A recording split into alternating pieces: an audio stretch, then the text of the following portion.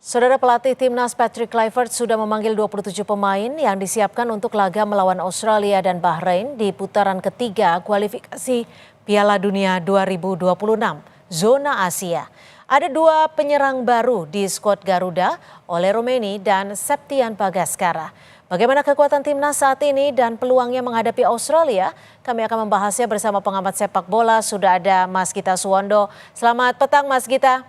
Selamat petang. Mas Gita, Ole dan Septian Bagaskara, ini dua-duanya pemain depan. Apakah masuknya kedua pemain ini bisa membuat lini untuk di lini serang ini semakin tajam, Mas Gita? Ya, yang sangat dibutuhkan kita yang mungkin tidak dimiliki oleh era timnas di tangan Sintayong adalah striker, real number nine, pemain yang bisa terus-menerus secara reguler mencetak gol. Tapi kan kalau kita bicara dua pemain ini, Ole Romeni juga baru-baru aja dia sering bermain sebagai starting line up bersama Oxford United. Bahkan di klub terdahulunya Utrecht juga dia jarang dimainkan sebagai pemain utama. Jadi mungkin kendalanya adalah jam terbang juga, menit bermainnya dia. Jadi kalau apakah dia akan langsung gacor atau tidak ya saya juga tidak terlalu yakin bahwa dia akan Mhm. langsung. Tapi setidaknya kita punya pemain yang ada di posisi number 9. Bahkan kalau kita lihat pertandingan-pertandingan melawan yang dimainkan oleh Ole bersama dengan Oxford, dia tipenya lebih mirip ke Rafael Struijk ya, bisa Hmm. melebar, bisa ke kiri, bisa ke kanan, bisa juga menerima umpan. Tapi jumlah golnya kan juga baru satu bersama Oxford United. Bahkan Oke. kalau kita bicara di Liga 1, Septian Bagaskara, ini saya pikir juga secara gol lebih di atas dengan 7 gol. Tapi kan Liga 1 urutannya. Kemudian ada satu assist juga dari Septian. Tapi saya pikir Patrick Kluivert ingin ada pemain real center forward yang bisa diandalkan. Oke. Makanya ada Hoki, ada Sananta, kemudian Ya. ada Septian dan juga ada Ole jadinya. Mhm. Ini kalau ada 27 nama yang sudah dipanggil nih, apakah nantinya skema permainan ini akan tidak berbeda jauh dari skema-skema sebelumnya atau seperti apa Mas Gita? Saya pikir juga tidak akan berbeda jauh ya. Ini menarik apa yang dikatakan oleh Alex Pastur beberapa waktu yang lalu bahwa dia tidak keberatan dengan bertahan dengan 9 pemain asal mendapatkan 1 poin atau 3 poin. Dan kalau kita lihat banyak sekali pemain belakang yang dipanggil, terutama Hmm. di sisi center back. Bahkan Kevin Dix juga bisa bermain sebagai center back. Kemudian kita juga bisa Kevin Verdong juga kadang bisa bermain sebagai center back. Jadi surplus sekali di center back. Saya rasa permainannya akan tetap bertahan dengan mengandalkan serangan balik. Terlepas dari pelatih-pelatih datang dari Belanda, tapi kalau kita lihat kan di Belanda juga tidak semua tim bermain dengan metode menyerang. Ada tim yang bermain dengan bertahan untuk kemudian mengandalkan serangan balik. Saya pikir akan seperti ini nanti timnas bermain dan rasa-rasanya apa yang dilakukan oleh Patrick Kluivert benar ya, memanggil pemain-pemain yang sudah punya pengalaman di kualifikasi Piala Dunia dan mengandalkan mereka untuk menjadi tulang punggung menghadapi Australia dan Bahrain nanti. Hmm. Tapi kalau dari nama-nama pemain yang sudah dipanggil ini kan rata-rata sudah saling mengenal satu sama lain. Betul. Apakah ini artinya bagian dari siasat karena minimnya waktu untuk latihan bersama? Karena kalau kita lihat hanya tersisa 10 hari ya. Ya, sebenarnya biasa ya 10 hari untuk FIFA Matchday karena kan pemain-pemain itu kan biasa bermain hari per hari di klub. Tapi kalau kita bicara keseluruhan kan ini pertama kalinya Patrick Hmm. Kluivert dan kawan-kawan akan menangani tim ini. Dia belum pernah mengenal sama sekali. Beda dengan Sintayong yang sudah mengenal pemainnya. Jadi saya pikir pilihan pemain-pemain ini sangat bijaksana. Kenapa? Hanya satu dua pemain yang baru.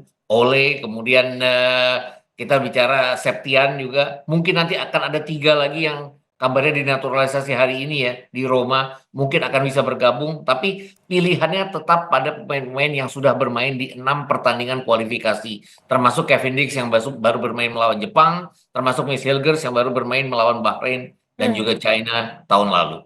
Apakah ini artinya komposisi yang sudah ditentukan oleh Kluivert sendiri dari hasil observasinya waktu di Liga 1 kemarin, Mas Gita? Ya, observasinya saya pikir sangat baik sekali ya. Kenapa? Dia memilih Septian jelas. Kemudian satu lagi, dia tidak memilih Yakob Sayuri. Kenapa? Karena pada saat perlawatannya mereka ke Malut United, Ternate, Yakob Sayuri tidak bermain terlalu baik untuk satu pertandingan itu. Mungkin itu kendalanya kenapa dia tidak memilih. Septian pilihan yang baik karena Septian ini sejak November, Desember, Januari dia kan terus-menerus menciptakan gol, terus-menerus bermain baik untuk Dewa United. Mhm. Kenapa Dewa United ada di posisi kedua sekarang, bahkan mengalahkan Persib Bandung sendiri. Jadi saya pikir pilihannya sangat tepat bahwa dia berkeliling untuk menengok pertandingan-pertandingan Liga 1 terbukti dengan pilihan pemainnya kali ini. Artinya Egy juga dipanggil, Ricky Kambuaya dipanggil, yang lain-lain juga dipanggil. Yang sedang bertarung di Liga 1 dan menunjukkan performa terbaik mereka.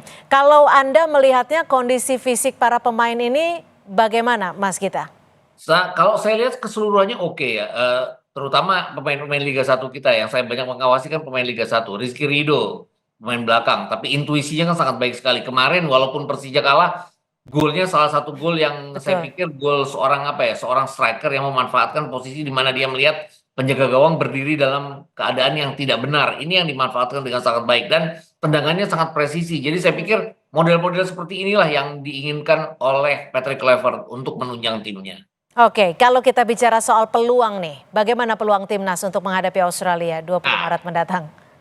di tangan pelatih lama pun saya tidak yakin bahwa kita akan bisa menggapai poin di Australia ya. Jadi saya pikir juga targetnya adalah memenangkan pertandingan melawan Bahrain dan juga melawan China nanti di bulan Juni. Kenapa? Karena kita harus diakui bahwa apapun Australia, bahkan di GBK sekalipun, Australia kan benar-benar mengurung pertahanan kita. Mhm. Praktis kita hanya bermain bagus di 5 menit awal kemudian tertekan. Waktu itu Martin Pas melakukan 6 penyelamatan. Saya Mhm. pikir kalau Pas melakukan lagi 6 penyelamatan di Sydney nanti, kita bisa berpeluang untuk mendapatkan 1 poin. Setidaknya 1 poin. Saya nggak Mhm. yakin ke 3 poin. Oke, Mas Gita, ini kan ada ekspektasi tinggi dari publik. Anda Betul. melihatnya untuk pelatih Kluivert ini mampu tidak untuk menanganinya dengan secara cermat dan tepat?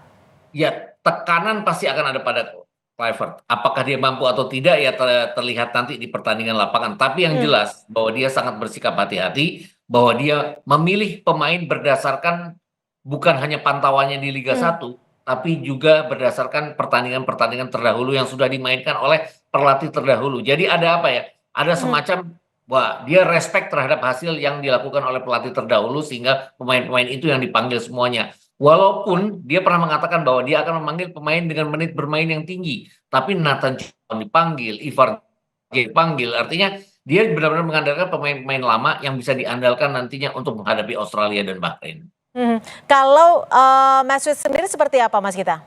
Gimana maksudnya? Matswit yang pemain? Best fit pemain, Ya. fitness pemain, saya Mhm. pikir oke semua ya, kecuali Kevin Dix mungkin ya. Kemarin kan seminggu yang lalu minggu ini dia baru cedera ya pada saat pertandingan melawan Chelsea, di mana dia bertabrakan dengan pemain Chelsea. Jadi saya pikir juga harus dilihat lagi oleh Dr. Copenhagen klubnya, Ya. apakah dia bisa bermain atau tidak. Tapi dengan dia dipanggil, saya pikir sudah ada indikasi dari dokter klub bahwa dia bisa diandalkan setidaknya untuk pertandingan melawan Bahrain. Mungkin tidak untuk pertandingan melawan Australia, tapi untuk pertandingan tanggal 25 melawan Bahrain. Oke, untuk akumulasi kartu siapa saja menurut Anda yang sekiranya harus berhati-hati dalam permainan nanti? Yang jelas bahwa di Australia nanti kita tidak dapat menggunakan jasa dari Ragnar Oratmangun dan juga Jason Hubner ini ya. Kemudian yang harus hati-hati adalah Jay Izzes jelas. Ini seperti tidak ada penggantinya untuk lini belakang kita. Martin Pas juga, tapi dengan masuknya Emil Audero jika dia dinaturalisasi hari ini dan kemudian bisa didaftarkan sebelum tanggal 13, mungkin itu akan menjadi pengganti dari Martin Pas. Yang Hmm. mungkin menjadi kendala adalah Calvin Verdong. Kenapa? Karena dia juga bisa ancaman akumulasi kartu 3 pemain ini. Tapi Hmm. kan ada Dean James nantinya, ada Shane Patinama yang juga dipanggil untuk posisi bek kiri. Ada Pratama Arhan. Jadi Hmm. surplus bek kiri ini. Yang saya khawatirkan hanya jika Jay Izzes. Kenapa? Ya karena memang nyaris tidak ada pengganti untuk ketenangan dan kehebatan Jay Izzes di lapangan selama ini. Oke, baik, kita akan nantikan seperti apa nanti laga yang akan berlangsung pada 20 Maret mendatang. Terima kasih Mas Gita Suwondo sudah Sama-sama. berbagi perspektif di Kompas Petang hari ini. Selamat sore.